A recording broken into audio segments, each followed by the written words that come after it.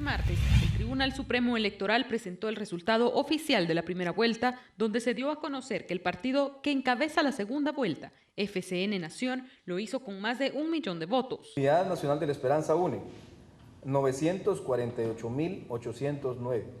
Libertad Democrática Renovada, 930.905. Frente de Convergencia Nacional, 1.152.394. Pineda oficializó la participación de Sandra Torres y Jimmy Morales en la segunda vuelta para el próximo 25 de octubre. Proceder a la celebración de la segunda elección presidencial el domingo 25 de octubre de 2015 con la participación de las planillas de los partidos políticos Frente de Convergencia Nacional, FCN Nación, integrada por Jimmy Morales para presidente de la República y Afet Ernesto Cabrera Franco para vicepresidente, y Unidad Nacional de la Esperanza, UNE, integrada por Sandra Julieta Torres Casanova para presidente de la República y Mario Roberto Leal Castillo para vicepresidente. Según el presidente del Tribunal Supremo Electoral, durante esta primera vuelta se conocieron más de 100 impugnaciones. Comenzamos esta noche con resultados finales como nuestro hashtag y nos dice a través de las redes, Raúl, resultados finales, una semana para tan inesperada respuesta, sarcasmo es lo que dice Raúl. Fernando Valdizón se rinde ante Sandra porque ellos ya se repartieron el poder en los próximos 4 años, es lo que plantea Fernando. Aunque derrotamos al Valdizón, tanto rojos y verdes electos son seña de que aún nos falta, urge educación política. Le dimos en la madre a Valdizón, dice Bill Rojas, y nos dice, creo que meses atrás no esperábamos una disputa entre Torres y Morales, pero el pueblo decidió con resultados finales, es lo que nos dice María André. Parte de los mensajes que tenemos en esta noche, creo que para aquellas personas que durante bastantes días, prácticamente una semana, confabularon de que el Tribunal Supremo Electoral no contaba rápido porque estaba negociando con el Partido Libertad Democrática Renovada, que había una gran sorpresa, que parecía irrevertible el hecho de que iba a ser Manuel Valdizón el que llegaría a segunda vuelta. Pues hoy ha quedado todo eso en tan solo especulación y hemos llegado a otro punto. Le doy la bienvenida, las buenas noches y la palabra al licenciado Edgar Ortiz. Juan Carlos, buenas noches. Adrián, buenas noches. Y a todos los que están en casa, buenas noches y feliz Día de la Independencia de Guatemala. Feliz día, Guatemala. Una fecha memorable, aunque a muchos pues tienen unos reparos en cuanto a la celebración. Yo creo que es una fecha digna de festejar. Luego lo comentamos si quieren en otra oportunidad. Bueno, el tema del conteo yo creo que merece una aclaración. Yo creo que el Tribunal Supremo Electoral, por lo menos en tema de transparencia y de gestión de las elecciones, pues lo llevó bien. Lo llevó bien en realidad porque el sistema es bastante seguro, es del año 83, cuando se implementa el actual sistema de balotaje, ¿no? Es decir, es extremadamente difícil hacer fraude en un sistema en el cual pues hay juntas receptoras de votos conformadas por ciudadanos que cívicamente acceden a cooperar con el sistema, en la cual hay observadores nacionales e internacionales velando por la transparencia del proceso en cada centro de votación, en el cual hay un fiscal por cada partido político en cada mesa receptora de votos, ¿no? Y asimismo todos ellos ven el conteo de votos, todos ellos ven y firman el acta, digamos, donde se consignan los resultados de cada junta receptora de votos, con lo cual, digamos, es absolutamente, digamos, absurdo pensar en una posibilidad de fraude porque habría que hacer una especie de, digamos, boicot en las 19.500 y pico bolsas de juntas receptoras de votos, ¿no? Yo creo que eso hay que decirlo en primer lugar. En segundo lugar... Son casi 80.000 personas. Exactamente. O sea, involucradas, ¿no? Sí, o sea, cuando usted ya hace la suma de las 19.200 y tantas mesas electorales, son más de 80.000 personas voluntarias que participan en el proceso electoral. Corromper esas 80.000 personas está complicadísimo. 80.000 personas solo por parte de lo que designa el Tribunal Supremo Electoral. Si sumamos eso a los fiscales y observadores, pues bueno, llegamos a una suma mucho mayor. Acto seguido, digamos, yo creo que algunos pensaron que era inusual el tiempo que demoró el Tribunal Supremo Electoral. Fue más corto. De hecho, fue más corto. Lo que sucedió es que nunca habíamos tenido, que yo recuerde, ¿no?, una diferencia tan corta entre dos candidatos y eso obviamente generó algún tema de incertidumbre en mucha gente que a lo mejor no recordaba cómo había sido el cómputo en otras ocasiones. O sea que sí se fue en un plazo razonable y normal e incluso con bastante celeridad comparado con otros casos. Entonces ahí creo que hay bastante claridad. Lógicamente hubo denuncias en 11 o 12 municipios donde se repetirán elecciones. Eso se debió pues a circunstancias de destrucción material de boletas, que es básicamente el caso extremo que la ley electoral y de partidos políticos estipula para repetir la elección. Valga decir que la ley electoral únicamente estipula repetir la elección de alcalde. Claro. ¿No? La de presidente, vicepresidente y diputaciones no se repite. Al menos de que fuera 1/3 de la votación. De las juntas, sí. O sea, 1/3, lo cual sería muchísimo. Es muy raro, ¿no? Claro. Entonces, en este caso se repetían únicamente las de alcalde en 11 municipios, lo cual pues también son zonas de reputación violenta, digamos, Joyabaj, por ejemplo, que otra vez vuelve a ser un foco, digamos, de violencia, lamentablemente. Pero entre todo lo demás, pues ha estado bastante en el parámetro de lo razonable la elección. Entonces ahí yo creo que yo descarto cualquier tema de transparencia simplemente porque el sistema a lo mejor es arcaico si ustedes quieren, pero es extremadamente seguro, ¿no? Arcaico quizás sí. Sí. O sea, para aquellas personas que hablan de la utilización de teléfonos inteligentes, de métodos de votación electrónica, yo realmente sí prefiero, de verdad, el conteo manual, voto a voto, con la fiscalización transparente.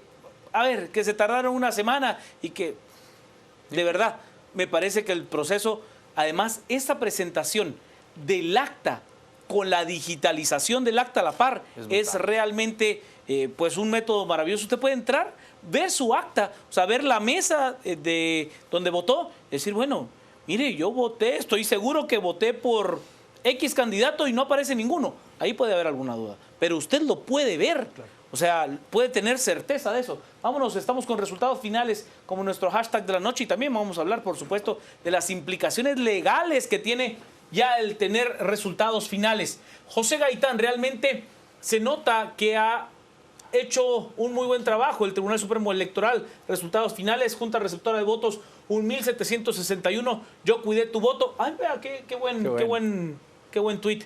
Nos dice Alvarado Corado, ya sabíamos el resultado, solo Valdizón esperaba un milagro.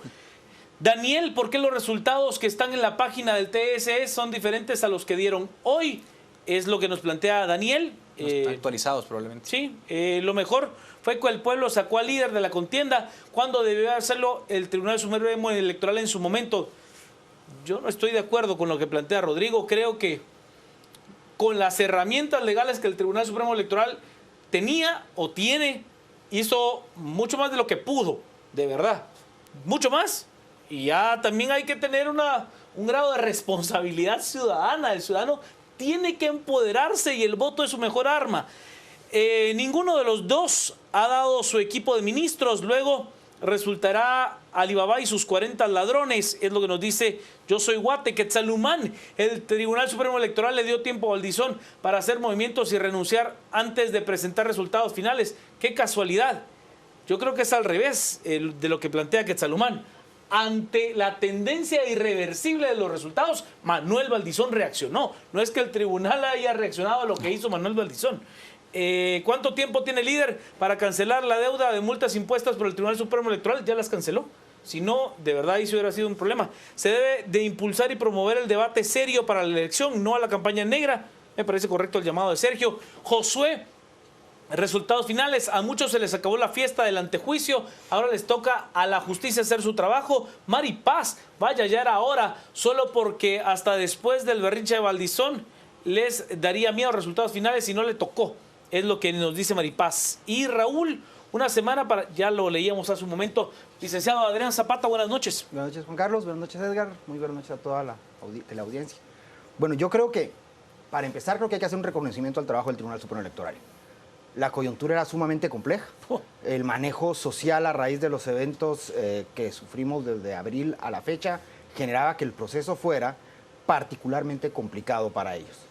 Se hicieron muchos señalamientos en torno a la necesidad de una postura más firme y esto, en función también de todo lo que se evidenció con el tema de la línea en particular, generó que este malestar ciudadano y este hartazgo por la clase política generara una presión incluso mucho mayor en los magistrados del Tribunal Supremo Electoral.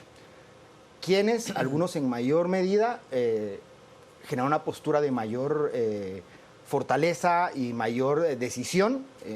Muy notorio lo que hacen en este caso los magistrados suplentes, que sirve el espacio para un reconocimiento, porque manejaron esta suplencia con mucha madurez, acudiendo a espacios, a medios de comunicación, dando la cara y alternando también el trabajo que yo quiero pensar que se estaba haciendo en el seno del tribunal por parte de los titulares, y con un trabajo, la verdad es que de mucha apertura y muy serio. En ese sentido, el tribunal, con esta convulsión que estábamos viviendo en el país, genera un proceso sano, un proceso transparente. Lo que sucede en el atraso es que realmente la situación que hemos vivido en este proceso electoral es sui generis. La brecha con la cual se define la cantidad de votos para pasar al balotaje es muy estrecha y necesitaba un trabajo de un conteo y un análisis bastante profundo que evidentemente se generó dentro del marco de ley y en el tiempo de ley. Es lo que se conoce, por ejemplo, en los Estados Unidos como too close to call. Demasiado estrecho el margen como para dar una victoria, dar un resultado. O sea, a ver, le pongo un ejemplo. En los Estados Unidos usted tiene un estado donde se ha computado el 2% de las mesas. Le dicen, el ganador, según nuestra proyección, es tal. Es irrefutable, porque la diferencia va a ser tan grande que estadísticamente hay certeza. Y hay resultados donde usted tiene 90% de las mesas escrutadas, le dicen too close to call, no podemos decir nada porque no sabemos qué va a pasar. Ese fue el caso en esta elección. Es correcto, y el manejo que hace el tribunal en esta situación es adecuado. Bajo reserva, lo que sí me queda a mí un poco debiendo un poquito es en el tema de anunciar resultados para X fecha. Creo que debieron haber sido más cautos en eso, pero afortunadamente no pasó a mayores. Creo que la nota negativa, la X en este ejercicio que hemos llevado a cabo con mucha ciudadanía y mucha responsabilidad, la tienen estos 11 municipios, y sirve este espacio para hacer un llamado a la reflexión y un llamado a la conciencia para que se suban junto con todo el resto del país a estos procesos en paz, a estos procesos con una responsabilidad clara en la emisión del sufragio, a pegarse a la normativa, a establecer o a utilizar los canales que la misma legislación permite para generar descontentos, impugnaciones y demás. Pero ya no podemos seguir en este país manejando nuestro descontento de la forma en la que se dio. Es decir, tenemos una oportunidad en la segunda vuelta para elegir, o ellos, la tendrán ellos en sus autoridades locales, y creo que es una excelente oportunidad para que estos compatriotas se laven la cara, le laven la cara a su municipio y desarrollen este proceso con madurez, en paz y generando toda la sanidad que el mismo proceso demanda. Es decir, es básico lograr llegar a este extremo. Ahora bien, creo que es imposible dejar de ver el porvenir una vez determinados los resultados, sobre todo en materia de los antejuicios que se habían generado. Claro. Hoy por la tarde surge la noticia de la solicitud del Ministerio Público del arraigo del licenciado Barquín, y tristemente creo que en el último mes la población tiene más claro el proceso penal de indagatoria y la primera fase, que incluso, por ponerles un ejemplo burdo, la ruta que tenemos con la selección nacional para llegar al Mundial. Claro. Es decir, hoy en día la población, y eso es lo enriquecedor de todo lo que hemos vivido, la población está atenta, sabe del tema, y es un reconocimiento para la gente que ahora está informada, está detrás de los procesos y además fiscalizando y exigiendo, donde cobra relevancia el hecho de la objetividad que tendrá que tener todo el aparato de justicia de este país para generar un proceso sano e irrefutable en cuanto a lo que se genera. Lo que pasa es que este proceso con el licenciado Barquín va a ser peculiar si lo comparamos con la indagatoria que se dio con la exvicepresidenta y el expresidente. Es decir, aquí que a ver, es delicado. Que a él no se le está acusando por el caso de la línea. Claro. Se le está acusando por el caso de lavado y política que incluye a Francisco Morales Guerra, mejor conocido como Chico Dólar, a su hermano, el diputado Manuel Barquín, al también diputado reelecto Jaime Martínez Loaiza, y no cuando eran parte de Libertad Democrática Renovada Líder, sino cuando tanto Martínez Loaiza como Manuel Barquín eran los máximos dirigentes de la Gran Alianza Nacional. Vamos a ir a las redes porque estamos con resultados finales como nuestro hashtag de la noche. Nos dice Werner Ralda, el TSE dijo que era imposible el acarreo, pero de igual manera se dio. Omar, con el conteo tan lento del Tribunal Supremo Electoral, le permitió a la UNE y Líder replantear sus estrategias para unificar sus votos. Yo estoy en desacuerdo de lo que plantea Omar. porque ya cualquiera de los dos, o sea, si usted cree que iban a replantear sus estrategias, uno de los dos iba a quedar fuera. Así de simple. O sea, claro. Lo que ya había quedado claro era que quien iba a pasar era Jimmy Morales. Así de fácil. Marta, son transparentes los resultados, pero no democráticos, porque los diputados son electos a la sombra de los presidenciables. Yo tampoco estoy de acuerdo en lo que plantea Marta, con todo respeto. Democráticos sí son. Que no estamos totalmente de acuerdo, que los mecanismos para que los cacicazgos locales repitan en las diputaciones no nos parezca, que el sistema de repartición de minorías, de representación de minorías bajo el método de Hunt no nos parezca el ideal. Eso es otra cosa, pero de eso a que no son democráticos, quienes votaron por ellos son guatemaltecos, igual que nosotros, de verdad. Hay que hacer una autocrítica en ese sentido. Líder demostró que el fraude lo hicieron ellos, limpiando así la imagen del Tribunal Supremo Electoral. Para el futuro, la segunda vuelta debe realizarse a los 2 meses para no tener especulaciones. Se tardaron mucho.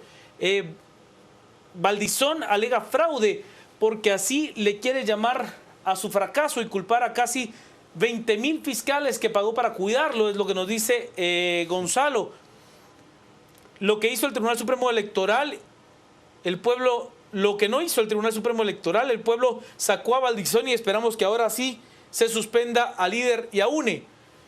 A Líder es mucho más probable. Absurdo que hubiese fraude, es la pregunta que nos hace Minor de León. Hubo mesas en donde le daban solo 3 papeletas a la gente para que otros las llenaran, es lo que nos dice Minor.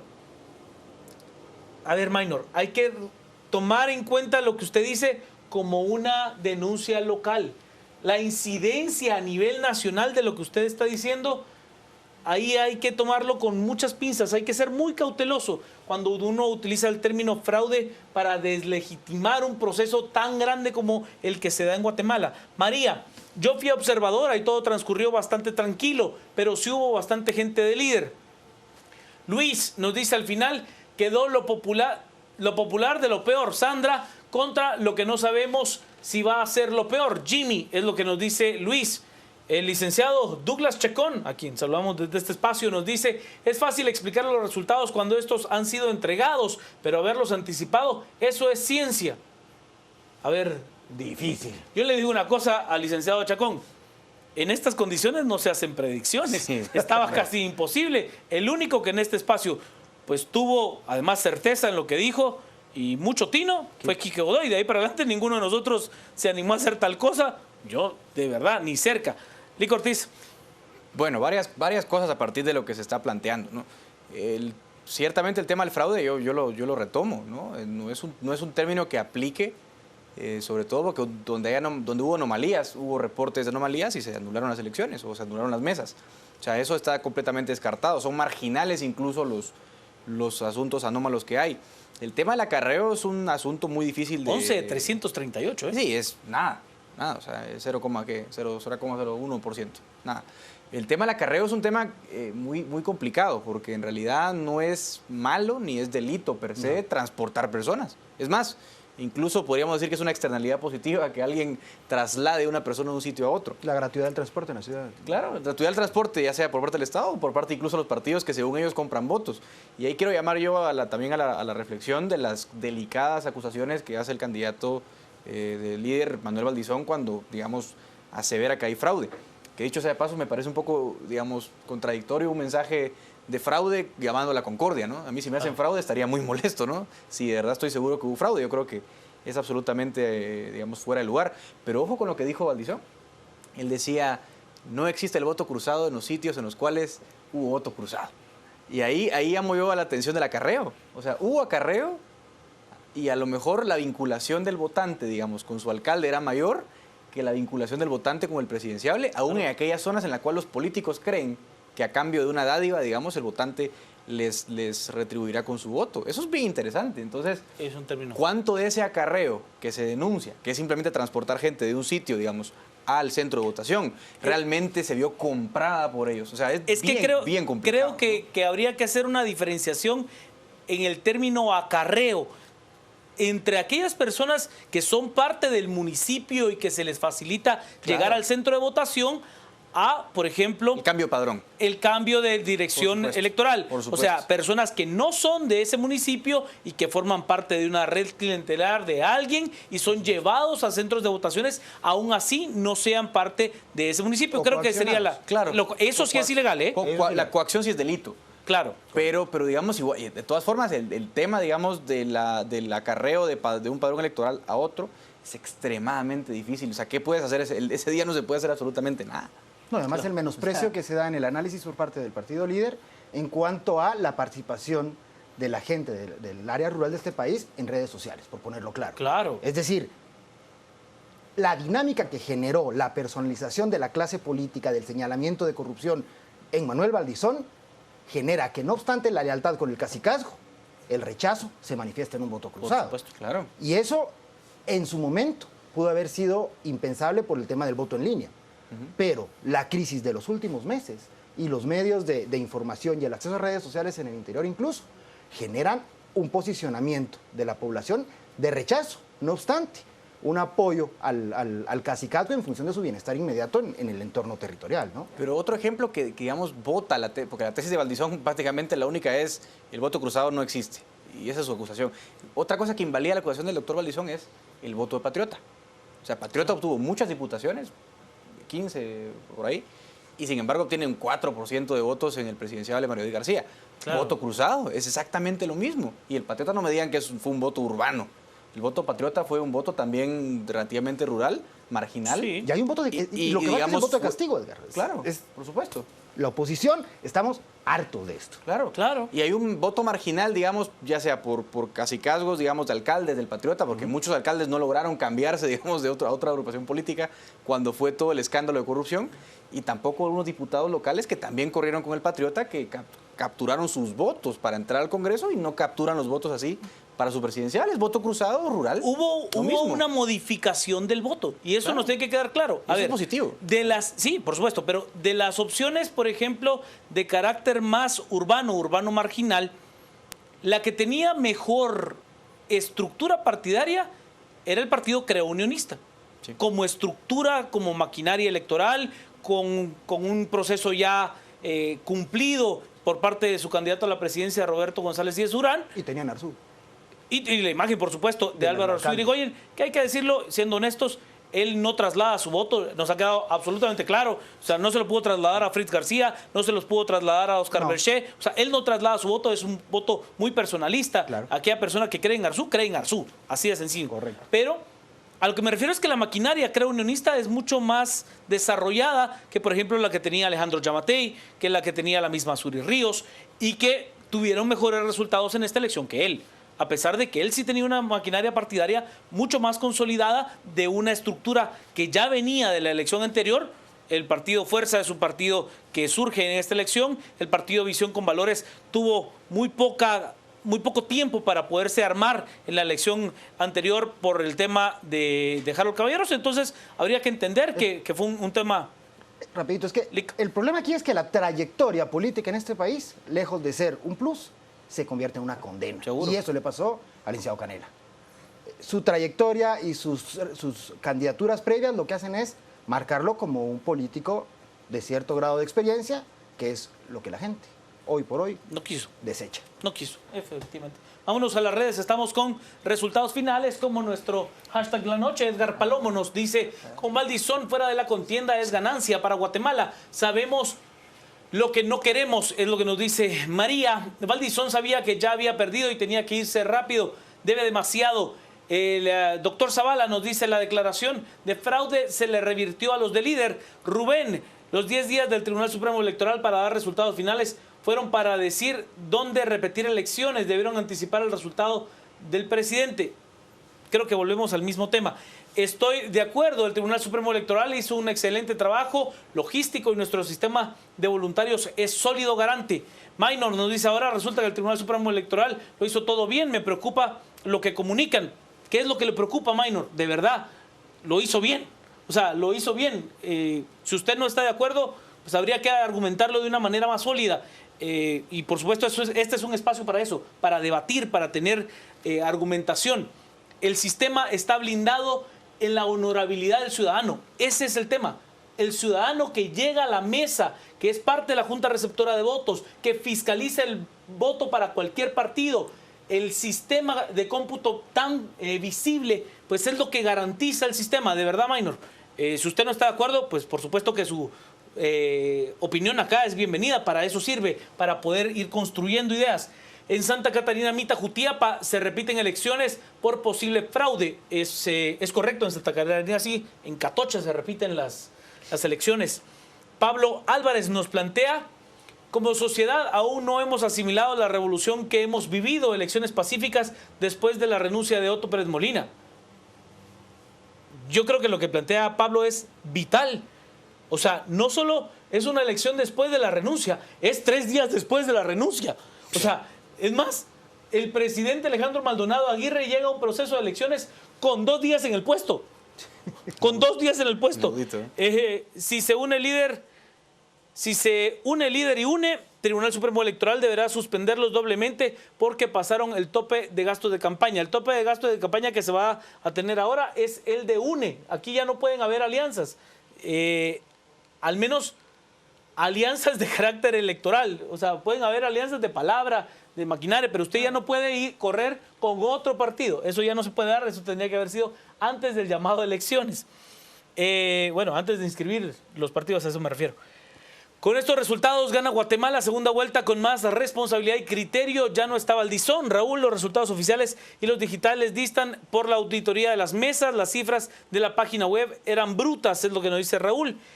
Brian nos dice: ahora a votar con mucha responsabilidad e inteligencia para no equivocarnos. Marvin: ¿en qué municipios se repetirán las elecciones para alcalde? En un momento le paso el dato con todo el gusto. Son 11. Ahí está Cicatocha. Hay otro en Chimaltenango, que se quemaron las urnas. Bueno, Joyabaj, en Quiché, sí. En San Marcos hay otro. Rick. Sí. Una cosa también hay que estar pendientes. Yo creo que pese a la estrecha diferencia entre UNE líder y pese a las declaraciones de Manuel Valdizón, yo esperaría, digamos, una aceptación por la legitimidad del proceso de los resultados que se dieron. Y eso es una prueba de fuego para la institucionalidad guatemalteca, ¿no? No tener un caso parecido al venezolano, por ejemplo, que yo creo que distamos mucho de ser un tema como Venezuela, pero también ser un caso distinto como México, que a lo mejor sí uno podría pensar que pues no es tan distinto a Guatemala en algunos temas, aunque la política mexicana obviamente es un poquito más dura que la nuestra, ¿no? Pero recordemos la elección de Andrés Manuel López Obrador cuando denuncia fraude porque la diferencia fue muy estrecha e instala en el Zócalo un gobierno paralelo que fue una cosa, digamos, para volverse loco. Uno esperaría que no suceda lo mismo en ese caso en Guatemala, ¿no? Que sí hay una aceptación legítima del proceso porque lo es. Yo creo que eso es una prueba de fuego. Lo digo porque me llegan mensajes, por ejemplo, desde la Verapaz, desde Lanquín, donde reportan bloqueos, ¿no? De hecho, tengo amigos que intentaron ir a Semuc Champey, no pudieron pasar porque justamente un alcalde derrotado, digamos, del sitio de Lanquín estuvo bloqueando el sitio. También hay otras denuncias en otros municipios donde, digamos, creo que en Misco, un municipio cercano a la ciudad, también desactivaron la policía municipal de tránsito. O sea, hay temas, digamos, obviamente desestabilizadores que yo esperaría no pasen jamás. Y lo digo por el bien también del proceso electoral y legítimo de la democracia, ¿no? Totalmente de acuerdo. Vamos a darle a conocer en un momento los municipios en los cuales se van a repetir las elecciones. No los tengo todos en mente, pero en un momento voy. Solo revisemos lo que nos plantean las redes con resultados finales como nuestro hashtag de la noche. Alice nos dice: bravo Guatemala, sacamos a Valdizón, la unión hace la fuerza, ojalá nunca regrese. Evelyn: me parece que Valdizón tiene algún plan maquiavélico, no creo que se quede tranquilo. Elder Manuel Valdizón se adelantó porque seguro conocía lo que el Tribunal Supremo Electoral diría. Fue una rabieta desesperada, tal y como acostumbra hacer. Es que aunque no lo supiera, la tendencia ya era irreversible. No había, a pesar de que siendo usted la autoridad electoral tiene que tener los resultados concretos, pero la tendencia estadística era prácticamente irreversible y eso fue lo que creo yo generó esa responsabilidad del Tribunal Supremo Electoral, garantizar transporte gratuito al día de las elecciones. El transurbano no lo fue. En otros momentos el tribunal contribuye a las municipalidades, por ejemplo, o a las empresas para que el transporte sea gratuito, le paga el día a los sistemas de transporte y no es responsabilidad completa del tribunal. hay algunos otros aspectos que se usan alrededor. Lisa Alvarado nos dice, Valdizón sigue con lo mismo, no hubo fraude, no le toca. Y para que aprenda, no copy-paste. Y sus fiscales que se pronuncien, es lo que dice Lisa. Alexander, ¿por qué los resultados son diferentes a los que dieron en la conferencia? Dijeron que FCN fue 1.152.000 y aquí sale 1.167.000. Es lo que nos plantea con esos datos. Son resultados finales y aquí, total, habría que revisarlo muy a detalle, ¿no? La demora en la recepción de ciertas mesas siempre ha existido. Hoy cobró relevancia porque acogía votos determinantes. Marta, ¿y qué pasó con los trámites de antejuicio de los diputados reelectos? No se nos colaron y fueron reelegidos. Ojo delicado. A ver, hay que entender que muchos de los que fueron reelectos era prácticamente imposible que no fueran reelectos. Es que eso nos tiene que quedar claro. ¿Cómo funciona la representación de minorías? Usted tiene una cuota repartidora. Necesita una cantidad de votos mínimos para poder entrar y que pues esa cantidad de votos se transformen en curul. Y con la colocación dentro de los listados, era muy probable que muchos de esos diputados efectivamente lograran esa diputación, aún así fuera por la repartición de minorías de la cuota de la fórmula de Hunt. Y así fue. Creo que si no lo tiene muy claro, quien lo explica mejor es el licenciado Javier Brolo de Así Es. Él hacía una proyección de cuáles eran las diputaciones casi seguras y efectivamente así lo fueron. Sí, totalmente. Sí, eso es un poco el problema del sistema también para castigar al voto. O sea, digamos, se vio claramente, digamos, el señor Morales, guste o no guste, pues era un voto de protesta, ¿no? Claro. Evidentemente, y Adrián lo dije muy claramente cuando dice alguien como Canela, por ejemplo, que tiene enteros y galones por su experiencia, aunque guste o no guste, es lo mismo, ¿no? Es un tema con un tipo con experiencia, conocido, con un partido, informado y tal.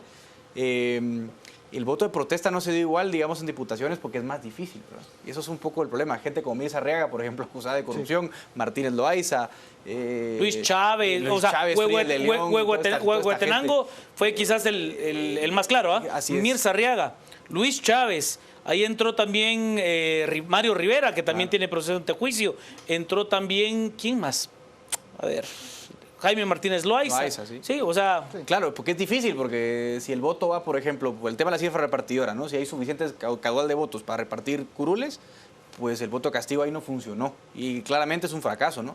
Claro. El voto cruzado de diputados fue bastante marginal, y aunque también hay que decir una cosa, ¿no? Es un poco extraño, porque sí es verdad que no puedes, digamos, castigar a tu diputado directamente, porque no sabes, de hecho, a quién estás metiendo y a quién no. Claro. Pero sí pesa mucho en cada distrito electoral quién es el caudillo, digamos, del Congreso, porque él sí mueve el voto, ¿no? Claro. Entonces, se castiga, pero se castiga marginalmente, y es muy difícil, ¿no? Voy a nuestra pantalla y aquí le presentamos cuáles son los municipios en los cuales se repetirán el voto según esta acta del Tribunal Supremo Electoral. En Quiché, Joyabaj, en Jutiapa, Santa Catarina Mita y Conguaco, en San Marcos, Malacatán, en Suchitepeque. Son 3 los municipios: San Francisco, Zapotitlán, San José, El Ídolo y San Antonio, Suchitepeque. Es todo muy complicado en Suchi. En Sololá, Santa Clara, La Laguna y Santa Catarina, Palopó. En Santa Rosa, Pueblo Nuevo, Viñas. Y en El Progreso, el municipio de Morazán. Esos son los 11 municipios. Oiga, 3, mucho, Lica, ¿eh? Sí. Bueno, yo quiero resaltar algo. Y es justamente en torno al llamado que hacía Edgar en cuanto a los resultados. Ya hay una postura oficial y el llamado a la paz y al abordar la segunda vuelta con responsabilidad. El señalamiento de fraude, si no está acompañado con pruebas, realmente a mí me parece una postura muy irresponsable. Creo que todo el aparato para poder evidenciar este fraude lo tenía líder, y creo que si no se han aportado pruebas es porque o no existen, o qué sé yo, puede ser una estrategia. A mí me parece que es irresponsable y le hace mucho daño al país, y es contradictorio señalar contundentemente un fraude y al mismo tiempo hacer un llamado a la tranquilidad de las bases. Esto creo que es una irresponsabilidad muy grande, pero vamos a ver. Ahora, una vez agotado el proceso, ahora viene una nueva fase que sí creo que es de mayor responsabilidad para la ciudadanía, una vez que ya salimos de este antivoto por el político tradicional, que es como la población lo vio. ¿Qué sucede ahora en función del reacomodo en el tema del ejercicio del poder público de los candidatos Sandra Torres, Jimmy Morales? Y realmente viene la discusión, y ahí desde el tema de generar opinión, que finalmente lo que hacemos nosotros acá es eso, generar opinión. El análisis, finalmente, el principal analista está sentado allí. Son ustedes los que van a llegar el día 25 de octubre a definir esto. Y la responsabilidad final es, con base en estos resultados, generar en ustedes la postura que por lo menos en individual podemos tener Carlos Sandoval, Edgar Ortiz o su servidor. Y es este reacomodo en función de qué es lo que nos interesa como país. El tema de la experiencia versus el tema de la transparencia que se pudo haber dado, el tema de una segunda oportunidad versus el tema de la incertidumbre de quién está detrás. Y finalmente ese balance tiene que hacer un ejercicio responsable en función de dos proyectos abismalmente distintos.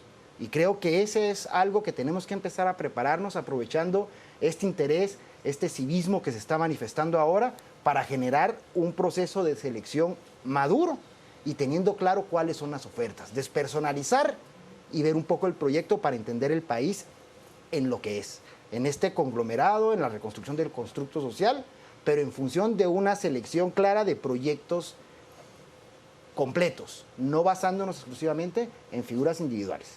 Y creo que eso es trascendental al margen de las irresponsabilidades que pueden generarse señalando o haciendo un discurso incendiario y al mismo tiempo llamando a la paz. Creo que eso sí es algo que debemos dejar muy claro.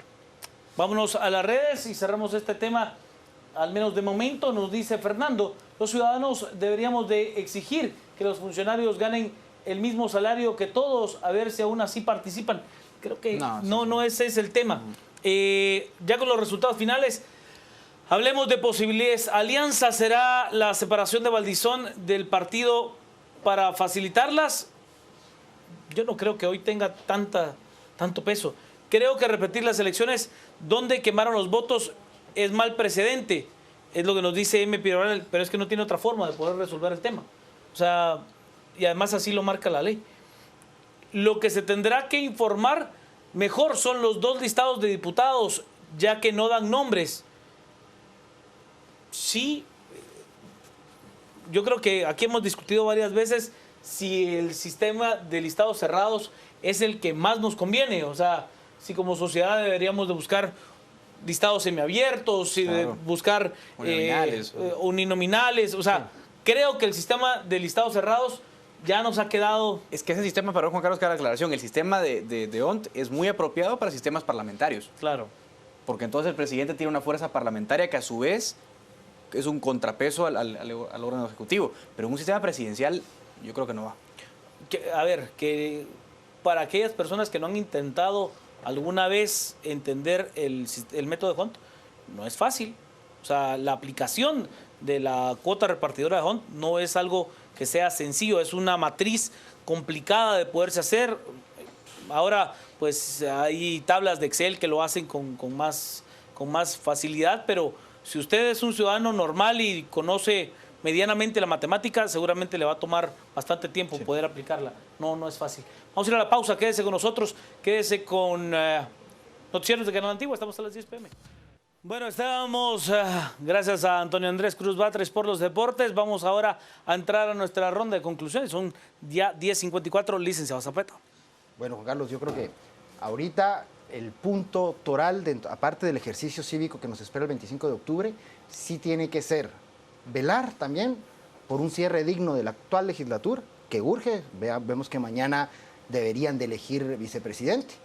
Y además el acompañamiento permanente para los nuevos diputados electos, esperando que tengan una iniciativa muy esperada o muy válida para incluso generar algún acercamiento previo o acercarse a foros donde puedan empezar a preparar una agenda. Es decir, esperamos proactividad sobre todo de la gente joven y nueva en el Congreso. Hay expectativas muy altas y tenemos que estar muy pendientes de eso, ¿verdad? Bueno, a quienes nos preguntaban cuán complejo era la fórmula de Hunt, pues le presento esta tabla que fue diseñada por el licenciado Javier Grolo, y para que usted vea más o menos cuántos números hay que operar para poder llegar a determinar cuáles son las curules. realmente si uno no es un matemático como tal, pues la aplicación es poco... Difícil. Es muy compleja, ¿no? Es tediosa. Sí, entonces... Y Javier es filósofo, ¿eh? Vámonos a las... ¿Ah? Y Javier es filósofo. Sí, no, le pegó a todo. Con todo. Lick. Sí, yo quiero sumarme a las palabras de Adrián. Ahorita es muy importante también no perder de vista lo que resulte la actual legislatura a final de periodo, porque es lo que nos queda, pues. Segundo, ir a votar en segunda vuelta, nos guste o no nos guste, el sistema es el que es y los candidatos que hay son los que pasaron a segunda vuelta y tendremos que escoger entre uno de los dos. Yo de todas formas invito a la gente casista, si quieren votar nulo, pues háganlo.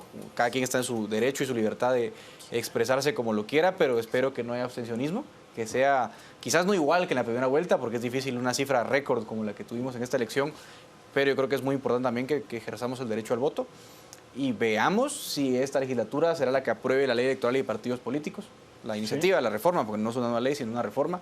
Veremos si veremos también, y algo que no hemos hablado mucho, el presupuesto. Me preocupa muchísimo, el proyecto total de presupuesto que hay es una desfachatez absoluta, ¿no? Es un peligro para las finanzas del Estado. Guatemala, yo lo he dicho en varias ocasiones, estamos en una situación financiera muy delicada. La gente piensa que pues todo está en los parámetros normales. No estamos en parámetros normales. La deuda sobre PIB se dice que es el 25% de deuda pública sobre PIB, pero nunca le suman la deuda del gobierno central contra el Banco Central ni contra el Seguro Social, que si la sumamos llegaríamos a un 40% del PIB. Eso ya es un nivel de deuda muy alto, sobre todo para un Estado que no recauda mucho y que tampoco tiene capacidad de recaudar mucho más de lo que ya lo hace. Entonces, el presupuesto está ahí, eso sí seguramente lo va a aprobar la legislatura actual. Si no lo aprueba, le va a atar de pies y manos al gobierno que venga en su primer año de gestión y también eso va a ser vergonzoso, sobre todo porque hay temas, digamos, que en este presupuesto del 2015 estaban asignados para elecciones, por ejemplo. O sea, el tribunal tendría una asignación presupuestaria que no correspondería con lo que hará. El diseño territorial de inversión, toda la planificación se cae. Exactamente, Claro. exactamente. Claro. Es un desastre no aprobar presupuesto, pero es aún más desastroso quizás aprobar el que están queriendo aprobar. Hay que ser muy, muy cautos con el tema del presupuesto. Cerramos la temática con un par de mensajes. Miguel Bautista, mi criterio es que independiente de quién gane, no debemos dejar que el 0,01% de los corruptos nos gobierne. Alvarado Corado nos dice los resultados del TSE, lentos pero seguros. Josué, en la última conversación filtrada del partido líder, Manuel Valdizón dijo que ya sumaba 80 en el Congreso. ¿Junto a qué partido? Bueno, él podría decir que tiene 115 para poder aprobar lo que sea. Eso habrá que de verdad medirlo conforme de los resultados. No es así de fácil. Vamos al resumen.